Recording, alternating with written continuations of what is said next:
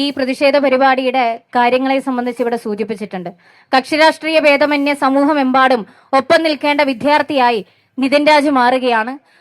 വിദ്യാർത്ഥിയുടെ ആത്മഹത്യ വെറുമൊരു സ്വാഭാവിക ആത്മഹത്യയല്ല എന്നുള്ളതും നാം ചർച്ച ചെയ്യുകയാണ്.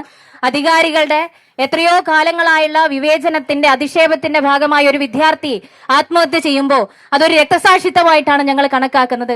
പ്രിയമുള്ളവരെ, ഇനി അധികമായിട്ടൊന്നും ഇവിടെ സൂചിപ്പിക്കാൻ ആഗ്രഹിക്കുന്നില്ല. ഞങ്ങൾക്ക് പുറകിൽ നിൽക്കുന്ന പോലീസ് ഉദ്യോഗസ്ഥരോട് മാത്രമായിട്ടൊരു കാര്യം പറയാം. നാടൊക്കെയും ഒരുമിച്ച് നിൽക്കേണ്ട ഒരു വിഷയത്തിൽ ഞങ്ങളിതാ ഇവിടെ ഒരു 3 മേഖലാ കമ്മിറ്റി അടിയന്തരമായ ഒരു മാർച്ച് സംഘടിപ്പിച്ചിട്ടാണ് ഇങ്ങോട്ട് വന്നിട്ടുള്ളത്.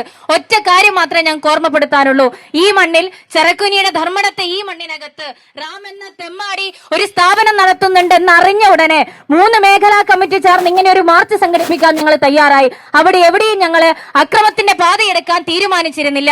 പക്ഷേ ഈ റാം എന്ന ജാതി അധിക്ഷേപത്തിന്റെ ജാതിബോധത്തിന്റെ തലയിൽ പേറി നടക്കുന്ന ഒരു തെമ്മാടിയെ അതിനെതിരായി അദ്ദേഹത്തിന്റെ സ്ഥാപനത്തിനെതിരായി ഡിവൈഎഫ്ഐ ഒരു മാർച്ച് നടത്തുമ്പോൾ അതിനെ ഞങ്ങളെ അടിച്ചില്ലാതാക്കാൻ ശ്രമിക്കുന്ന അധികാരികളോട് ഒരൊറ്റ വാക്ക് മാത്രമേ ഞങ്ങൾക്ക് പറയാനുള്ളൂ.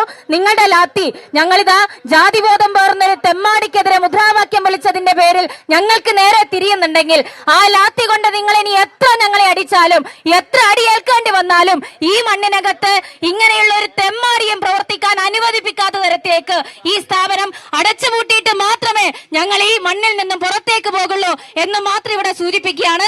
അതിവിടെ എല്ലാവരും പറഞ്ഞു കഴിഞ്ഞിട്ടുണ്ട്.